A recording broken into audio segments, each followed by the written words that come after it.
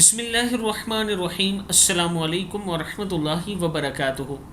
عابد راجہ channel کی طرف سے آج میں اپنے دوستوں کو رسول اللہ صلی اللہ علیہ وآلہ وسلم کا ایک بہت ہی پیارا فرمان سناؤں گا۔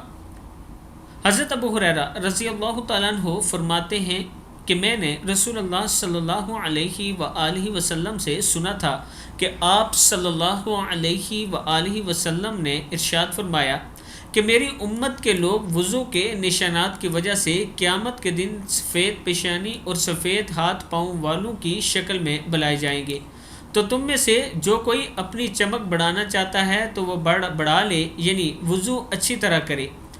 صحیح بخاری کی حدیث ہے کہ اگر آپ چاہتے ہیں کہ قیامت کے دن آپ کی پیشانی، ماتھا اور ہاتھ پاؤں چمکے سفیدی کی طرح، یا سفید چمک ان میں آئے، اور یہ چمک آپ بڑھانا چاہتے ہیں تو پھر اچھی طرح وضو کیا کریں۔